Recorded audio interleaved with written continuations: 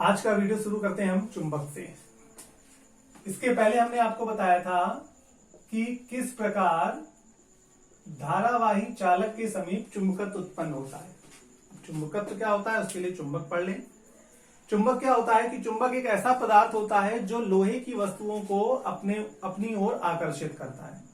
चुंबक एक ऐसा पदार्थ होता है जो लोहे की वस्तुओं को अपनी ओर आकर्षित करता है और चुंबक के इस गुण को हम चुंबकत्व कहते हैं। चुंबक तीन प्रकार के पाए जाते हैं, या मुख्यतः जो चुंबक होते हैं वो दो प्रकार के पाए जाते हैं। पहला प्राकृतिक चुंबक और दूसरा कृत्रिम चुंबक।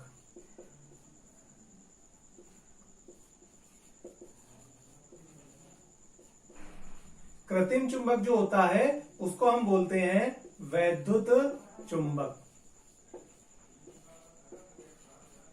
यानी जैसे हमने अभी बताया कि पिछले वीडियो में धारावाही प्रणालिका में वैद्युत धारा यानी गतिमान आवेश द्वारा चुंबकत्व का गुण उत्पन्न किया जाता है। तो किसी भी लोहे की किसी भी धातु पर हम किसी चालक तार को रखकर लपेटकर उस पर जब वैद्युत धारा प्रवाहित करेंगे तो उसमें चुंबकत्व का गुण उत्पन्न हो जाएगा और वो चुंबक की भांति व्यवहार करेगा।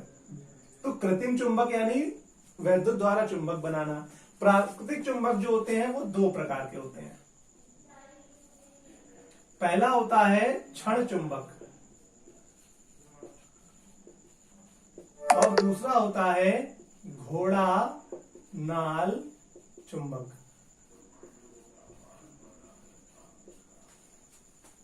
ठीक, तो इस प्रकार जो चुंबक होते हैं वो मुख्यतः तीन प्रकार के होते हैं। पहला क्षण चुंबक, दूसरा घोड़ा नाल चुंबक और तीसरा वैद्युत चुंबक। ठीक, अब क्षण चुंबक क्या होता है? क्षण चुंबक एक क्षण के समान होता है। इस तरह से जिस तरह से आपकी इरेजर होती है उस आकार में क्षण के छोटे से भाग के आकार में क्षण चुंबक होता है।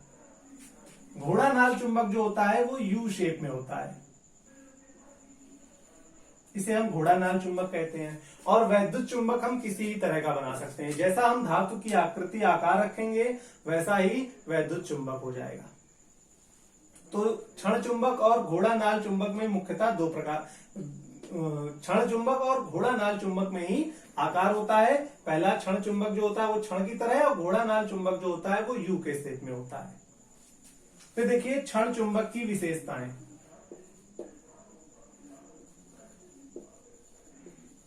क्षण चुंबक की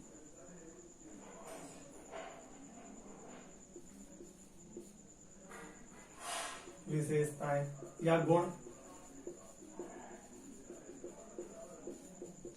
पहला पॉइंट कि इसमें दो ध्रुव पाए जाते हैं। दो ध्रुव पाए जाते हैं। पहला उत्तरी ध्रुव और दूसरा दक्षिणी ध्रुव। पहला जो ध्रुव होता है वो उत्तरी ध्रुव होता है और दूसरा दक्षिणी ध्रुव होता है। उत्तरी ध्रुव को हम N से प्रदर्शित करते हैं जबकि दक्षिणी ध्रुव को हम S से प्रदर्शित करते हैं। क्षण चुंबक में दो ध्रुव पाए जाते हैं।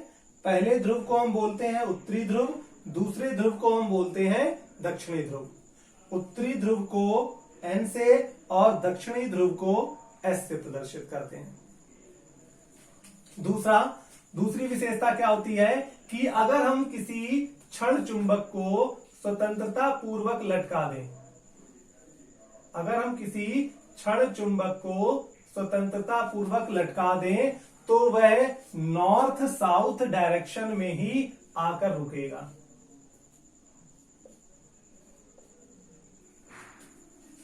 हमने मान लिया ये ईस्ट है, ये वेस्ट है, ये नॉर्थ है और ये साउथ। तो अगर हम किसी क्षण चुंबक को स्वतंत्रता पूर्वक लटकाते हैं तो वह नॉर्थ साउथ डायरेक्शन में उत्तर दक्षिण दिशा में आकर ही स्थिर होगा। ये इसकी दूसरी प्रॉपर्टी होती है, दूसरा गुण होता है। तीसरा, हम चुंबक के ध्रुवों को काट कर अलग नहीं कर सकते। किसी भी क्षण चुंबक के ध्रुवों को काट कर अलग नहीं कर सकते। हमने मान लिया ये कोई क्षण चुंबक है जिसमें ये उत्तरी ध्रुव है और ये दक्षिणी ध्रुव है। अब अगर हम इसको बीच से काट देंगे तो एक ये हो जाएगा भाग और दूसरा भाग ये हो जाएगा। तो ये N है और ये S है। तो जब हम इसको बीच से काट देंगे तो यहां पर S अपने आप उत्पन्न हो जाएगा और यहां N अपने आप उत्पन्न हो जाएगा। यानी हम चुंबक के ध्रुवों को काटकर अलग नहीं कर सकते हैं। अब अगर हम इसको बीच से और काट दें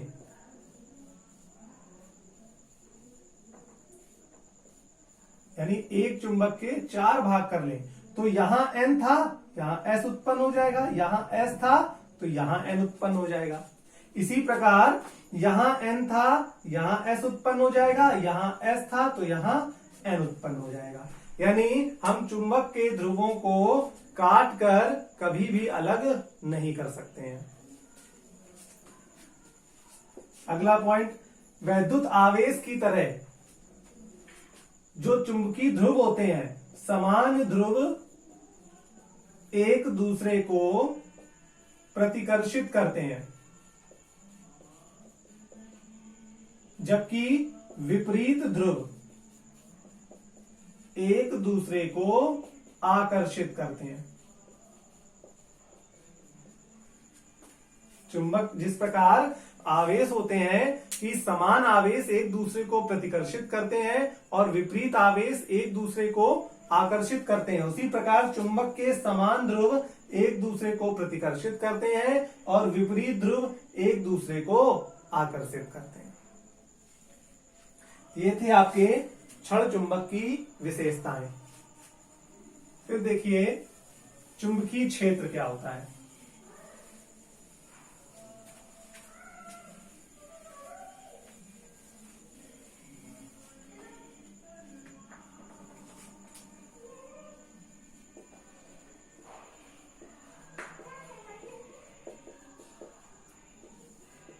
चुंबकीय क्षेत्र क्या होता है कि जब हम कंपास को यानी चुंबकीय सुई को किसी चुंबक के समीप ले जाते हैं तो वो जो चुंबकीय सुई होती है वो उत्तर और दक्षिण दिशा में ही आकर रुक जाती है। अगर हम धीरे धीरे चुंबकीय सुई को चुंबक से दूर लेते जाएंगे तो चुंबकीय सुई में विक्षेप कम होने लगेगा और एक निश्चित दूरी के बाद चुंबकीय सुई जो है वो उत्तर दक्षिण दिशा में आकर नहीं रुकेगी, स्वतंत्रता पूर्वक जिस दिशा में चाहेगी वहां घूम जाएगी। यानी किसी चुंबक के पास कुछ ही दूरी पर उसका क्षेत्र पाया जाता है जिसमें चुंबकीय सुई पर एक चुंबकीय बल लगता है और उसके कारण जो चुंबकीय सुई है वो एक निश्चित दिशा में ठहरती है। तो चुंबक के चारों ओर का वह क्षेत्र जिसमें कोई चुंबकीय सुई एक निश्चित दिशा यानी उत्तर दक्षिण दिशा में आकर रुकती है, उस क्षेत्र को चुंबक का चुंबकीय क्षेत्र कहा जाता है। किसी चुंबक के चारों ओर का वह क्षेत्र जिसमें कोई चुंबकीय सुई एक निश्चित दिशा यानी उत्तर दक्षिण दिशा में आकर रुकती है या वह चुंबकीय क्षेत्र या चुंबकीय बल का अनुभव करती है, उसे हम चुंबकीय क्षेत्र कहते हैं। चुंबक के चारों ओर जितनी दिशा में चुंबकीय सुई उत्तर दक्षिण, जितनी भाग में चुंबकीय सुई उत्तर दक्षिण दिशा में स्थिर हो जाएगी वो इस चुंबक का चुंबकीय क्षेत्र हो जाएगा। चुंबकीय क्षेत्र रेखाएं। अब आगे देखिए चुंबकीय क्षेत्र रेखाएं क्या होती हैं कि जिस प्रकार वैद्युत क्षेत्र को वैद्युत क्षेत्र रेखाएं प्रदर्शित करती हैं जो कि आवेशों से निकलती हैं या आवेशों में प्रवेश करती हैं, उसी प्रकार किसी चुंबक के चारों ओर वे काल्पनिक रेखाएं जो अविरत रूप से चुंबकीय क्षेत्र का प्रदर्शन करती हैं उन्हें हम चुंबकीय क्षेत्र रेखाएं कहते हैं। किसी चुंबक के चारों ओर वे काल्पनिक रेखाएं जो अविरत रूप से, अविरत यानी कंटिन्यू, चुंबकीय क्षेत्र का प्रदर्शन करती हैं, उन्हें हम चुंबकीय क्षेत्र रेखाएं कहते हैं। ठीक है, किसी भी इस चुंबक के चारों ओर जितनी दूरी पर चुंबकीय रेखाएं, जितनी दूरी पर काल्पनिक रेखा या इस चुंबक के चारों ओर चुंबकीय क्षेत्र को दर्शाने के लिए हम काल्पनिक रेखाएं खींचते हैं जो अविरत रूप से चुंबकीय क्षेत्र का प्रदर्शन करती हैं। इन रेखाओं को ही हम चुंबकीय क्षेत्र रेखाएं कहते हैं। चुंबकीय क्षेत्र रेखाओं को चुंबकीय प्रेरण रेखाएं या चुंबकीय फ्लक्स रेखाएं भी कहते हैं। चुंबकीय क्षेत्र रेखाओं को हम चुंबकीय प्रेरण रेखाएं या चुंबकीय फ्लक्स रेखाएं भी कहते हैं, लेकिन चुंबकीय क्षेत्र रेखाओं को चुंबकीय बल रेखा नहीं कहते। वैद्युत क्षेत्र में हमने पढ़ा था कि जो वैद्युत क्षेत्र रेखाएं होती हैं, वैद्युत क्षेत्र रेखाएं होती हैं, उन्हें हम वैद्युत बल रेखा भी कहते हैं। ऐसा क्यों? क्योंकि वैद्युत क्षेत्र रेखाएं जो होती हैं वो वैद्युत बल की दिशा को प्रदर्शित करती हैं, वैद्युत बल की दिशा को प्रदर्शित करती हैं, लेकिन चुंबकीय क्षेत्र रेखाएं चुंबकीय बल की दिशा को प्रदर्शित नहीं करती हैं। चुंबकीय बल की दिशा को प्रदर्शित करने के लिए, बताने के लिए हमें फ्लेमिंग के नियम का प्रयोग, फ्लेमिंग के बाएं हाथ के नियम का प्रयोग करना पड़ता है। यानी चुंबकीय क्षेत्र रेखाएं जो है वो चुंबकीय बल की दिशा को व्यक्त नहीं करती, इसलिए चुंबकीय क्षेत्र रेखाओं को चुंबकीय बल रेखा कभी नहीं कहते। इन्हें चुंबकीय क्षेत्र रेखाएं या चुंबकीय प्रेरण रेखाएं या चुंबकीय फ्लक्स रेखाएं कहते हैं। फिर चुंबकीय बल रेखाओं के गुण क्या क्या होते हैं, या चुंबकीय क्षेत्र रेखाओं के गुण क्या क्या होते हैं? चुंबकीय क्षेत्र रेखाओं के गुण, पहला कि चुंबकीय क्षेत्र रेखाएं जो होती हैं वो उत्तरी ध्रुव से निकलती हैं और दक्षिणी ध्रुव में प्रवेश करती हैं। चुंबकीय क्षेत्र रेखाएं जो होती हैं वो उत्तरी ध्रुव को हम N से प्रदर्शित करते हैं और दक्षिणी ध्रुव को S से प्रदर्शित करते हैं। तो चुंबकीय बल रेखाएं N से निकलती हैं और S में प्रवेश करती हैं, मतलब उत्तरी ध्रुव से निकलती हैं और दक्षिणी ध्रुव में प्रवेश कर जाती हैं।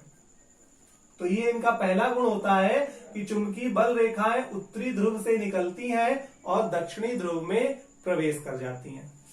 दूसरा, चुंबकीय बल रेखाएं जो होती हैं वो बंद वक्र बनाती हैं। कैसे?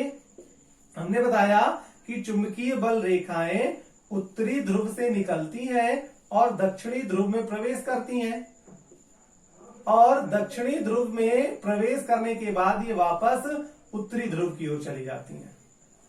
चुंबक के भीतर ये दक्षिणी ध्रुव में प्रवेश करने के बाद वापस कहां आ जाती हैं? उत्तरी ध्रुव में आ जाती हैं। तो इस प्रकार चुंबकीय बल रेखाएं जो होती हैं वो एक बंद वक्र बनाती हैं।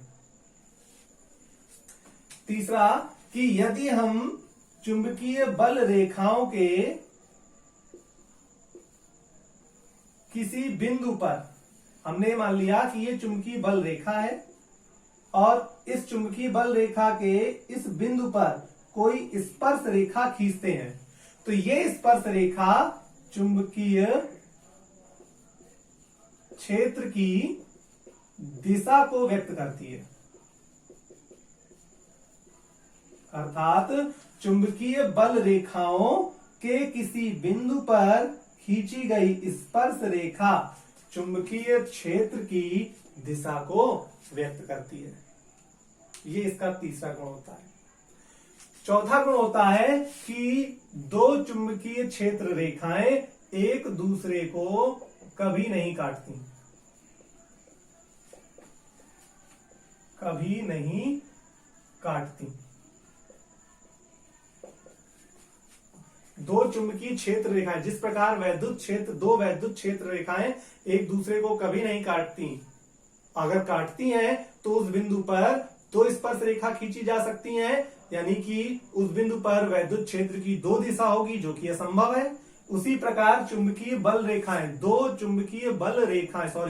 चुंबकीय क्षेत्र रेखाएं एक दूसरे को कभी नहीं काटती, और अगर काटती हैं तो उस कटान बिंदु पर दो स्पर्श रेखा खींची जा सकती हैं, यानी उस बिंदु पर चुंबकीय क्षेत्र की दो दिशा होगी, जो कि संभव नहीं है।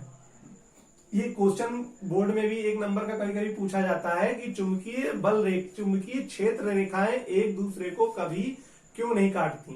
तो यदि चुंबकीय क्षेत्र रेखाएं एक दूसरे को किसी बिंदु पर काटती हैं, तो उस कटान बिंदु पर हम दो स्पर्श रेखा खींच सकते हैं, और स्पर्श रेखा जो होती है वो चुंबकीय क्षेत्र की दिशा को व्यक्त करती है, यानी उस बिंदु पर चुंबकीय क्षेत्र की दो दिशा होंगी, जो कि संभव नहीं है। एक बिंदु पर चुंबकीय क्षेत्र की केवल एक ही दिशा हो सकती है।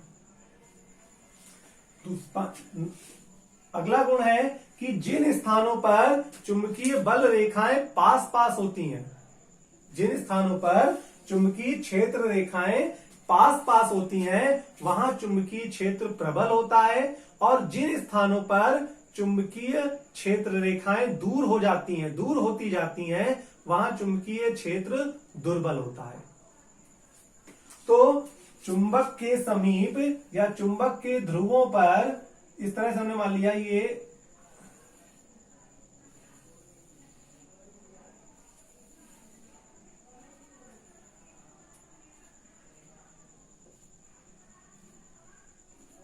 चुंबकीय बल रेखा या चुंबकीय क्षेत्र रेखा खींच लिया। तो चुंबक के ध्रुवों के समीप चुंबकीय क्षेत्र रेखाएं जो है वो बहुत पास पास होती हैं, यानी चुंबक के ध्रुव के समीप चुंबकीय क्षेत्र प्रबल होगा। लेकिन चुंबक से दूर जाने पर इनके बीच की दूरी क्या होती है, बढ़ जाती है, यानी चुंबक से दूर जाने पर चुंबकीय क्षेत्र दुर्बल हो जाता है। तो जिन स्थानों पर चुंबकीय क्षेत्र रेखाएं पास पास होती हैं, वहां चुंबकीय क्षेत्र प्रबल होता है, और जहां चुंबकीय क्षेत्र रेखाएं दूर दूर होती हैं, वहां चुंबकीय क्षेत्र दुर्बल हो जाता है।